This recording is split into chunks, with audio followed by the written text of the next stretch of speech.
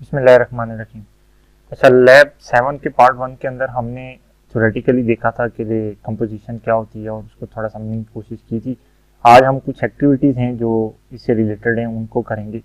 और जो हमारी सबसे पहली एक्टिविटी है वो इस बारे में है कि हमने एक मैनेजर को करना है, मैनेजर का ऑब्जेक्ट बनाना है और उसके अंदर प्रॉपर्टीज़ यूज़ करनी है डिफरेंट, कि मैनेजर की कुछ अपनी प्रॉपर्टीज़ हैं और उसके अलावा मैनेजर का स्टूडेंट रिकॉर्ड और एम्प्लॉयमेंट रिकॉर्ड हमने वो भी शो करवाना है। तो अगर मैं इसके आपको बना के दूं, सॉरी,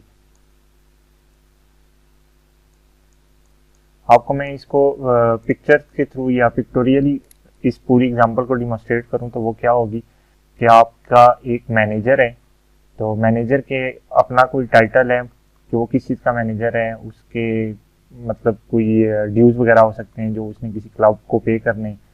उसके अलावा इसका कोई स्टूडेंट रिकॉर्ड होगा कि इसने क्या चीज़ पढ़ी हुई है या इसके पास डिग्री क्या है, ठीक है। और उसके अलावा इसका कुछ एम्प्लॉयमेंट रिकॉर्ड है कि वो क्या है, कि इससे कब से एम्प्लॉय है बंदा और इसकी सैलरी वगैरह और ये चीज़ें क्या है। अभी देखें, ये टाइटल तो आप डायरेक्टली स्ट्रिंग टाइप का वेरिएबल बना के मॉडल कर लेंगे। इस तरह ये जो ड्यूज़ हैं कोई अमाउंट ही होगी, आप इसे डबल या इंटीजर में मॉडल कर सकते हैं। लेकिन अब स्टूडेंट रिकॉर्ड में एक से ज़्यादा चीज़ें आ जाएंगी। वो क्या होगा स्टूडेंट रिकॉर्ड, आपके पास स्टूडेंट रिकॉर्ड के अंदर क्या क्या चीज़ें आ सकती हैं। फ़र्ज़ किया कि यूनिवर्सिटी का नाम क्या था इसकी, अच्छा, उसके बाद डिग्री का नाम क्या था, पासिंग ईयर क्या था इसका, ये सारा इसके एज अ स्टूडेंट का रिकॉर्ड होगा। और उसके अलावा एम्प्लॉयमेंट रिकॉर्ड में भी काफ़ी सारी चीज़ें आ जाती हैं कि आप ये बताएं कि भाई ये कब से हायर हुआ है, इसकी एम्प्लॉयमेंट आईडी क्या है, इसकी सैलरी क्या है, हायरिंग डेट क्या है इसकी, एक्सेट्रा। मतलब इसमें काफ़ी सारी चीज़ें आ जाती हैं। तो अभी आप देखें कि अब ये जो क्लास है आपके पास मैनेजर की बनाने के लिए, इस क्लास को बनाने के लिए ये स्ट्रिंग और डबल तो आपके पास अवेलेबल है, आप इनको डायरेक्टली यूज कर सकते हैं। लेकिन अब स्टूडेंट रिकॉर्ड इसके अंदर डालने के लिए आपको एक स्टूडेंट रिकॉर्ड की क्लास बनानी पड़ेगी, ठीक है। और उसके अंदर आपको स्टूडेंट रिकॉर्ड डिफरेंट टाइप का जो है वो उसके अंदर डालना पड़ेगा। और फिर इसी तरह एम्प्लॉयमेंट रिकॉर्ड डालने के लिए आपको एक एम्प्लॉयमेंट रिकॉर्ड की क्लास बनानी पड़ेगी और इसके अंदर फिर डिफरेंट टाइप का जो एम्प्लॉयमेंट्स का रिकॉर्ड है वो आपको डालना पड़ेगा। और आखिर में आप क्या करेंगे, एक एम्प्लॉयमेंट रिकॉर्ड का ऑब्जेक्ट इसमें इंक्लूड करवाएंगे मैनेजर क्लास में और एक स्टूडेंट क्लास का ऑब्जेक्ट को इसमें इंक्लूड करवाएंगे। तो मैनेजर की इंफॉर्मेशन पूरी हो जाएगी कि मैनेजर की आपको टाइटल, ड्यूज, इसका स्टूडेंट रिकॉर्ड, एम्प्लॉयमेंट रिकॉर्ड, सारी इंफॉर्मेशन आपको एक ही जगह मिल जाएगी। तो इसी तरह ये तो एक मैनेजर के लिए हो गया। अब अगर सेम ये चीजें आपके पास बनी हुई हैं, आप किसी और डेजिग्नेशन के लिए ये एफर्ट किया कि डायरेक्टर के लिए आप डायरेक्टर की इंफॉर्मेशन जो है ना वो इसके अंदर ऐड कर रहे हैं, तो वहाँ डायरेक्टर का भी आपको ने अगर स्टूडेंट रिकॉर्ड ऐड करना है आप सिंपली इसको यूज कर सकते हैं। डायरेक्टर का एम्प्लॉयमेंट रिकॉर्ड ऐड करना है आप सिंपली इसको यूज कर सकते हैं। तो ये आपकी रीयूजेबिलिटी हो जाती है। तो अभी हम इस पूरे सिनेरियो को जो है ना नेट बीन्स या किसी भी आईडी के अंदर इम्प्लीमेंट करके मैं आपको बताता हूँ कि ये कैसे करते हैं।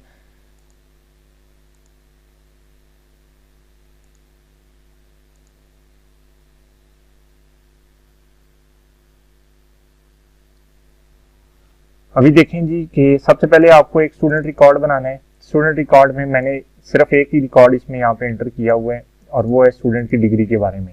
ये एक स्ट्रिंग टाइप का वेरिएबल मैंने यूज़ किया है कि भाई इसने डिग्री कौन सी अचीव की थी और उसके बाद इसको सेट और गेट के थ्रू मैंने रिटर्न करवा लिया है, क्योंकि इस डाटा को मैंने प्राइवेट किया तो क्लास को मैंने इनकैप्सुलेट कर दिया।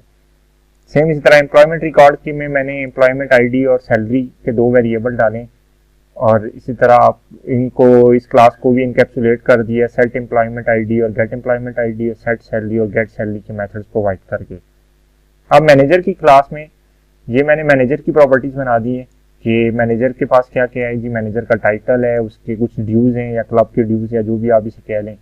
और उसके बाद मैंने यहाँ पे ये देखें स्टूडेंट रिकॉर्ड टाइप का एक ऑब्जेक्ट यहाँ पे बता दिया इसको कि वो क्या है, स्टूडेंट रिकॉर्ड। और सेम इसी तरह एम्प्लॉयमेंट रिकॉर्ड टाइप का एक रेफरेंस इसको दे दिया है कि भाई वो क्या है, एम्प्लॉय रिकॉर्ड के नाम से। अब उसके बाद ये कंस्ट्रक्टर मैंने इसका बनाया है जिसको मैंने कहा है कि मैं आपको टाइटल, ये ड्यूज और स्टूडेंट रिकॉर्ड की इन्फॉर्मेशन सारी और एम्प्लॉयमेंट रिकॉर्ड की इन्फॉर्मेशन सारी या ये ऑब्जेक्ट्स आपको पास करूंगा, तो आपने इन इंस्टांस वेरिएबल्स को मैनेजर के लिए इनिशियलाइज करवा देना है। डिस्प्ले मेथड के अंदर मैंने क्या किया है कि ये सारी इन्फॉर्मेशन जो थी इसको प्रिंट करवा दिया है कि इसका टाइटल क्या है, इसकी डिग्री कौन सी है, इसकी एम्प्लॉयमेंट आईडी क्या है, इसकी सैलरी क्या है और इसके ड्यूज क्या है। अब डिग्री की इन्फॉर्मेशन, एम्प्लॉयमेंट आईडी और सैलरी की इन्फॉर्मेशन मैंने कोरस्पॉन्डिंग जो मेरे पास मैंने रेफरेंस रखे हुए थे, ये देखें स्टूडेंट रिकॉर्ड का रेफरेंस मैंने यहाँ पे बनाया था कि स्टूडेंट रिकॉर्ड टाइप का एक वेरिएबल है स्टूडेंट रिकॉर्ड, उसके थ्रू मैं इसको अचीव कर रहा हूँ। और इसी तरह एम्प्लॉय रिकॉर्ड टाइप का एक वेरिएबल है एम्प्लॉय रिकॉर्ड, इसके थ्रू मैं यहाँ पे गेट एम्प्लॉय आईडी और गेट सैलरी को यूज कर रहा हूँ। अच्छा, उसके बाद मैंने इस क्लास को भी इनकैप्सुलेट कर दिया सेटर गेटर बना के, ताकि मेरा गेटर जो है ना वो सेफ रहे। अच्छा, उसके बाद मैंने टेस्ट क्लास के अंदर ये देखें कि सबसे पहले तो मैंने स्टूडेंट रिकॉर्ड सेव करने के लिए एक स्टूडेंट रिकॉर्ड का ऑब्जेक्ट बनाया है न्यू स्टूडेंट रिकॉर्ड करके, और उसमें मैंने डिग्री की इन्फॉर्मेशन डाल दी है कि इस की जो डिग्री है वो डबल ही है। सेम इसी तरह एम्प्लॉय रिकॉर्ड सेव करने के लिए मैंने एम्प्लॉय रिकॉर्ड का ऑब्जेक्ट बनाया है और उसके अंदर मैंने इसकी एम्प्लॉय आईडी भी डाल दी है एक और इसकी सैलरी भी डाल दी है। अब मैनेजर का जब मैंने ऑब्जेक्ट बनाया तो मैंने मैनेजर का टाइटल बता दिया कि ये मेंटेनेंस मैनेजर है, इसके जिम्मे जो इसके ड्यूज थे वो मैंने बता दिए, और साथ ही स्टूडेंट रिकॉर्ड की जितनी भी इन्फॉर्मेशन मैंने यहाँ पे सेव करवाई हुई थी वो भी मैंने इसको प्रोवाइड कर दी है, ये ऑब्जेक्ट का रेफरेंस दे दिया है। सेम इसी तरह एम्प्लॉय रिकॉर्ड वाले ऑब्जेक्ट का रेफरेंस भी मैंने इसको यहाँ पे दे दिया है कि इसके अंदर जो भी डाटा स्टोर है वो एम्प्लॉय ऑब्जेक्ट या एम्प्लॉय रिकॉर्ड जो है ना वो ऑब्जेक्ट यहाँ पे पास कर दिया, और उसके बाद मैंने इस ऑब्जेक्ट को प्रिंट करवा दिया है। ठीक है, या मैं इसको प्रिंट करवा लूँगा या फिर मैं m1.display करके जो इन्फॉर्मेशन थी उसको डिस्प्ले करवाऊंगा। तो अभी देखें कि अभी इस सिनेरियो क्या है कि manager has a student record, manager has a employee record, और ये रिलेशनशिप मैंने अचीव कैसे किया है, ये जो दूसरी क्लासेस थी इनके यहाँ पे रेफरेंस डिक्लेयर करके मैंने ये रिलेशनशिप अचीव किया है। ठीक हो गया। तो अब मैं इस प्रोग्राम को जिस टाइम पे रन करूँगा, ये देखें आपको जो भी इंफॉर्मेशन थी जितनी भी थी कि ये VEE यहाँ स्टूडेंट रिकॉर्ड से आ गया, और ये आईडी और सैलरी जो है ना ये मैनेजर रिकॉर्ड इस एम्प्लॉय रिकॉर्ड से आ गया, और ये ड्यूज आपके पास मैनेजर के अपने थे ये वहाँ से आ गया, और ये मेंटेनेंस मैनेजर वाला जो है ये भी मैनेजर की अपना एक फील्ड था, वहाँ से आपके पास डाटा आ गया। तो इस तरह से ये मैंने हैज़ रिलेशनशिप को अचीव किया है इस पहली एग्जाम्पल के अंदर। अब हम चलते हैं दूसरी एक्टिविटी में कि दूसरी एक्टिविटी हमारे पास क्या है, वो है डेट क्लास। कि आपने एक डेट की क्लास बनानी है और फिर डेट के ऑब्जेक्ट्स बनाने हैं डिफरेंट टाइप की डाटा को स्टोर करने के लिए। जैसे कि आप देखें एम्प्लॉयमेंट रिकॉर्ड में अगर मैं यहाँ पे लिखता हूँ प्राइवेट डेट, हायरिंग डेट में लिख देता हूँ हायरिंग डेट, और इसी तरह से मैं यहाँ पे लिख देता हूँ प्राइवेट डेट बर्थ डेट। ठीक है, अब मेरे पास ऑप्शंस क्या हैं, ये जो डेट है मेरे पास मैंने ये क्लास बनाई हुई नहीं है, ये मुझे कह रहा है बिल्ट इन जो डेट क्लास है उसको इंपोर्ट कर लें, लेकिन मैं इसको इंपोर्ट नहीं करना चाहता, मैं अपनी डेट की क्लास बनाना चाहता हूँ। तो मैं इसे कहूँगा कि आप अपनी डेट की हमारी ये क्लास बना लें कंपोजिशन के पैकेज के अंदर ही। तो ये देखें ये डेट की क्लास बन गई है, और इस क्लास को यूज करके मैं इन दोनों डेट्स को इनिशियलाइज करवा सकता हूँ। अब इस डेट की क्लास जो है इसके अंदर क्या क्या होना चाहिए, इस क्लास को मैं ओपन करता हूँ, ये पब्लिक क्लास डेट है। तो आपको पता है कि कोई भी डेट है उसकी 3 प्रॉपर्टीज हैं। सबसे पहले ये प्राइवेट एंड डे कौन सा है, फिर प्राइवेट एंड मंथ कौन सा है, फिर प्राइवेट एंड ईयर कौन सा है। ये 3 प्रॉपर्टीज हैं इसकी, और इन 3 प्रॉपर्टीज को आपने इनिशियलाइज करवाना है, लेकिन इनको इनिशियलाइज करवाने से पहले आपको कुछ फंक्शंस बनाने हैं। फंक्शन किस पर्पज के लिए बनाने हैं, ताकि आप एक वैलिड डेट इनिशियलाइज करवा सकें। अगर आप फंक्शन नहीं बनाते हैं तो फिर आप कोई भी डेट की जगह डेट में कोई भी वैल्यूज लिखेंगे वो इनिशियलाइज हो जाएंगी। तो फर्ज किया कि मैं यहाँ पे एक फंक्शन बना देता हूँ public void public and check day के नाम से, कि आपको जो भी डे इनपुट पे मिलता है आपने उसको चेक करना है।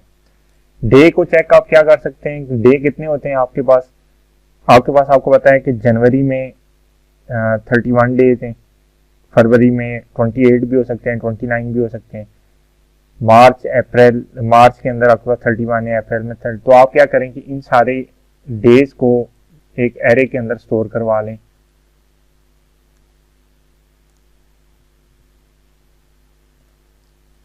एरे होगी days of month is equal to, जनवरी चूंकि फर्स्ट मंथ होता है तो हम इसके जो जीरो इंडेक्स के ऊपर जीरो स्टोर करते हैं। फर्स्ट मंथ जनवरी है, उसमें 31, फरवरी में 28, मार्च में 31, 30, 31, 30, 31, 30, ये हो गया जनवरी, फरवरी, मार्च, अप्रैल, मई, जून, जुलाई और अगस्त में भी 31 होते हैं। सितंबर, अक्टूबर, नवंबर एंड दिसंबर, ये मेरे पास टोटल 12 महीनों में जो जो दिन हो सकते हैं वो सारे के सारे आ गए। ठीक हो गया।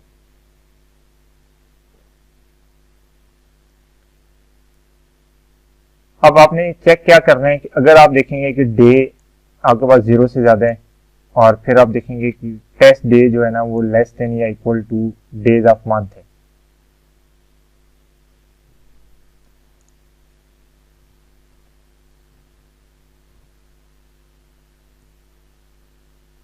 इससे भी पहले आपको ये चेक करना है कि जो यूज़र ने मंथ एंटर किया है वो कौन सा है, 1, 2, 3 जो भी है। तो आप क्या करें, if day is greater than 0 and day is less than और इक्वल टू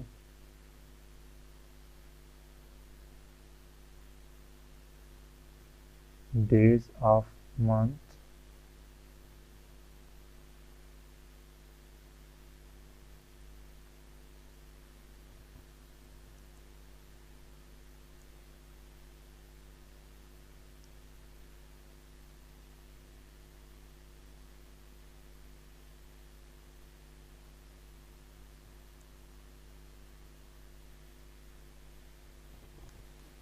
ठीक है। आपने चेक क्या लगाया है कि आप ये देखें कि अगर डे एल्स रिटर्न 0 कर दें या फिर आप यहाँ पे एक और एल्स के बाद इफ लगा लें। उस इफ के अंदर आप एक ये चीज़ चेक कर लें कि अगर तो आपने जो डे एंटर किया है, डे इज इक्वल टू दूसरे महीने का वो दिन है, और आप इस पे ये चेक करें कि बल्कि डे इज इक्वल टू 29 है। अगर फर्ज किया यूज़र ने 29 एंटर कर दिए और मंथ जो है ना वो भी दूसरा था, तो फिर आपने इसको कैसे वैलिडेट करना है, आप ये देखेंगे कि जो ईयर है, year reminder 4 is equal to 0 है। यानी कि अगर ईयर को आप 4 से डिवाइड करें, हर 4 साल बाद चूंकि आपको पता है कि लीप ईयर आता है तो आप इसको 4 से डिवाइड करें। अगर ये पूरा पूरा डिवाइड हो जाता है तो इट्स मीन कि ये 29 का मंथ है, और अगर ये नहीं होता तो इट्स मीन कि ये 29 का मंथ नहीं है। तो उसके बाद आप इसके अंदर क्या रिटर्न करवा दें, रिटर्न डे कर दें। एल्स में अब आप क्या करें,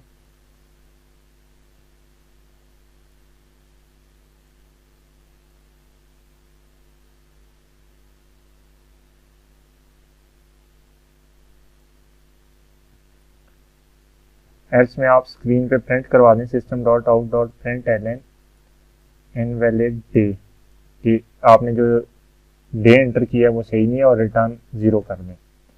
ठीक है, ये तो आपने चेक कर लिया किस केस में, डे को चेक करने के लिए। अब इसी तरह आप मंथ को भी चेक कर सकते हैं, पब्लिक एंड चेक मंथ कि यूज़र ने अगर मंथ की वैल्यू 12 से वो ज़्यादा कुछ लिख दिया तो फिर क्या होगी। तो आप यहाँ पे चेक कर लें, if month is greater than 0 and month is less than और इक्वल टू 12 है, अगर इसकी वैल्यू 0 और 12 के दरमियान है तो रिटर्न क्या करवा दें, रिटर्न मंथ जो है ना उसको रिटर्न कर दें। एल्स में क्या कर दें आप कि system.out.println और स्क्रीन पे प्रिंट करवा दें इनवैलिड मंथ और रिटर्न 0 कर दें।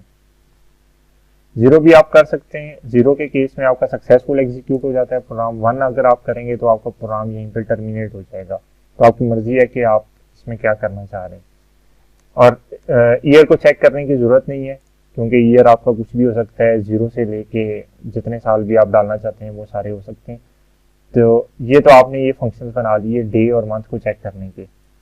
अब आपने क्या करना है, कंस्ट्रक्टर बनाना है पब्लिक डेट का, और यूज़र से आपने डे की वैल्यू, मंथ की वैल्यू और ईयर की वैल्यू इंटर करवानी है, और उसको इनिशियलाइज करवा देना है आपने this dot day is equal to check day को आप डे पास कर देंगे कि आप पहले डे को चेक करें, और उसके बाद अगर वो वैलिड होगा तो दिस डॉट डे को आप इनिशियलाइज करवा दें। इसी तरह this dot month is equal to check month, और मंथ की वैल्यू को आप वैल्यू इसको पास कर दें कि अगर मंथ वैलिड है तो फिर तो ठीक है, अगर वैलिड नहीं है तो फिर उसको वो इनिशियलाइज नहीं करेगा, आपको इनवैलिड मंथ का ऑप्शन आ जाएगा। और उसके बाद आपने इसको क्या कर दिया, दिस डॉट ईयर कर दिया। अब ये आपके पास डाटा सारा आपने डेट बनाते हुए स्टोर कर दिया। अब आपने क्या करना है, इस क्लास को इनकैप्सुलेट करना है, तो इनकैप्सुलेट कर दें इन तीनों को। तो ये देखें सेटर गेटर मेथड इन सबके जनरेट हो गए। अब इस तरह आपके एम्प्लॉयमेंट रिकॉर्ड के अंदर कोई भी ऑब्जेक्ट बनाते हुए आपने ये डेट्स इसको प्रोवाइड करनी थी। तो अब यहाँ पे एक कंस्ट्रक्टर भी आप बेशक बना लें, पब्लिक एम्प्लॉय रिकॉर्ड, और इसमें आप कह दें कि स्ट्रिंग एम्प्लॉय आईडी के जिस टाइम पे आप ऑब्जेक्ट बना रहे हो उसी टाइम पे आप इसको ये सारी इंफॉर्मेशन प्रोवाइड कर दें। डेट, हायरिंग डेट, और उसके बाद डेट, बर्थ डेट, और this dot employee ID is equal to employee ID, this dot salary is equal to salary, this dot hiring date is equal to hiring date, और this dot birth date is equal to birth date। ये data मैंने इसमें initialise करवा दी है। अब ये जो dates वाले वेरिएबल्स हैं मेरे, इनको मैं इनकैप्सुलेट कर देता हूँ जिस तरह बाकी सारे इनकैप्सुलेट किए हुए हैं। तो ये डेट्स वाले वेरिएबल को भी मैंने इनकैप्सुलेट कर दिया ताकि डायरेक्टली कोई इसको एक्सेस ना कर सके। अब मैनेजर की क्लास के अंदर मैंने इसको यूज़ किया है, और टेस्ट क्लास में अब मैंने इसका रिकॉर्ड बनाने के लिए, एम्प्लॉय रिकॉर्ड का जो ऑब्जेक्ट था इसको बनाने के लिए मैं पहले इसको आईडी दूंगा। ये जो आईडी मैंने पहले नीचे दी हुई थी मैं इसी को कॉपी करके यही वाली आईडी दे देता हूँ, क्योंकि अब मैंने कह दिया कि मैं आपको डायरेक्टली इनिशियलाइज करवाना चाह रहा हूँ।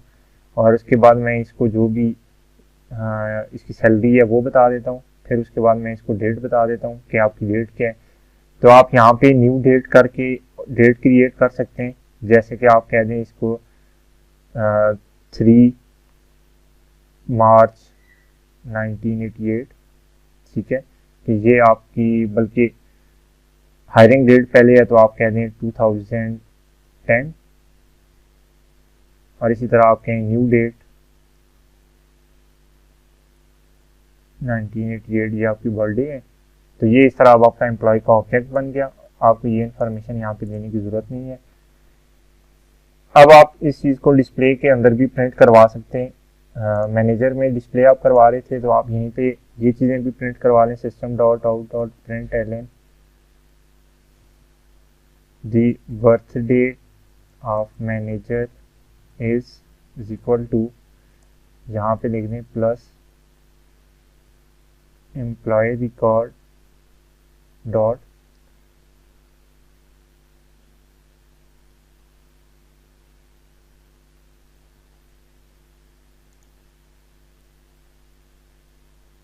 अच्छा मैंने स्पेलिंग गलत लिखी हुई है, employee record dot get birth date. और सेम इसी तरह आप यहाँ पे लिख दें system dot out dot print LN the hiring date of manager is equal to plus employee record dot get hiring date. ये कर लें। अब उसके बाद जिस टाइम पे आप डिस्प्ले इन्फॉर्मेशन प्रिंट करवाएंगे बाकी सारी इन्फॉर्मेशन प्रिंट हो जाएगी, लेकिन ये जो बर्थ डेट आप प्रिंट करवा रहे हैं तो गेट बर्थ डे वाला जो ऑप्शन फंक्शन है ये आपका क्या करते हैं, ये आपको डेट टाइप का ऑब्जेक्ट रिटर्न करवा देगा। तो ऑब्जेक्ट को जिस टाइम पे आप प्रिंट करवाने की कोशिश करते हैं नॉर्मली कोई चीज़ यूज़ किए बगैर, तो आपको मेमोरी एड्रेस स्क्रीन पे प्रिंट हुआ हुआ नज़र आ जाएगा। तो ये देखें, ये आपको डेट्स की जगह पे उनके ऑब्जेक्ट्स के मेमोरी एड्रेसेस बने हुए नज़र आ गए कि ये। तो अगर आप चाह रहे हैं कि यहाँ पे डेट की वैल्यू लिखी हुई है, तो फिर आपने जो डेट क्लास है इसके अंदर एक फंक्शन प्रोवाइड करना है जिसको टू स्ट्रिंग का फंक्शन कहते हैं, पब्लिक स्ट्रिंग टू स्ट्रिंग। ये एक्चुअल में आपके पास फंक्शन हर क्लास में अवेलेबल होता है, आपने जस्ट इसको ओवरराइड करना होता है। तो यहाँ पे आप इसको स्ट्रिंग की फॉर्मेट में डेट को ओवरराइड करवाते हैं। आप इसमें लिख दें डे प्लस स्लैश डाल दें प्लस मंथ प्लस कॉन्केटिनेट में कर रहा हूँ ये इसको, और प्लस ईयर कर दें। यानी कि आपने इस फॉर्मेट में कहा है कि डेट प्रिंट करो कि पहले डे लिखा हुआ है, फिर मंथ है और फिर ईयर है। और अब इस प्रोग्राम को आप अगेन जब एग्जीक्यूट करेंगे तो ये देखें, ये आपके पास डे मंथ और ईयर आ गया। अभी इस केस में देखें कि डे वाली केस में आपको गलती आ रही है कि आपका हर दोनों सूरतों में 3 जो है ना उसकी जगह पे 0 आ रहा है। तो मतलब डे के अंदर हमने कोई गलती की हुई है, जो चेक डे वाला फंक्शन है। तो इसको हम देख लेते हैं चेक डे के अंदर क्या गलती हुई है। फर्ज किया कि मंथ, हाँ क्योंकि हमने मंथ को पहले यूज़ किए इनिशियलाइज करवाए बगैर, तो इस वजह से आपको ये गलती मिल रही है इसके अंदर कि ये इनिशियली जो है ना मंथ की वैल्यू 0 स्टोर होगी। तो आपने इस मंथ को पहले इनिशियलाइज करवाना है और उसके बाद आपने डे को चेक करना है। तो ये आप काम कैसे करते हैं कि जो कंस्ट्रक्टर के अंदर आपने इसको कॉल किया हुआ है, यहाँ पे आप मंथ को पहले इनिशियलाइज करवाएं और डे को बाद में करवाएं। जब मंथ पहले इनिशियलाइज हो जाएगा तो फिर मंथ की वैल्यू क्योंकि आप यूज़ करेंगे तो वो फिर जो आपकी करंट मंथ की वैल्यू आपने यूज़र ने प्रोवाइड की है वो वाली आपकी आएगी वैल्यू। तो ये देखें, अभी आपका ये सही हो गया है, आपको 3 दोनों केसेस में लिखा हुआ नज़र आ गया। तो आई होप कि ये वाली एग्जांपल भी आपको समझ आ गई होगी। तो नेक्स्ट जो एक्सरसाइज है वो आप लोगों ने करनी है। ये आपके लिए होम एक्टिविटीज़ हैं कि आपने एड्रेस क्लास बनानी है जिसके अंदर स्ट्रीट, हाउस नंबर, सिटी और कोड होगा। फिर एक पर्सन क्लास के अंदर आपने इस एड्रेस को यूज़ करना है। फिर इस एक्टिविटी में आपने एक बुक की क्लास बनानी है, उसके अंदर ऑथर से बारे में डिफरेंट टाइप का डाटा होगा और उसके एड्रेस को आपने मॉडिफाई करना है। फिर एक पॉइंट क्लास बनानी है और वो एक लाइन क्लास के अंदर उन पॉइंट्स को यूज़ करना है और फिर आपने डिस्टेंस फार्मूला से इसका डिस्टेंस कैलकुलेट करना है। और ये फिर आपकी एक असाइनमेंट है जो आपने नेक्स्ट लैब से पहले सबमिट करवानी है। तो इसको आप डिटेल से पढ़ लीजिएगा और इसको फिर आपने सबमिट करवाना है। Thank you.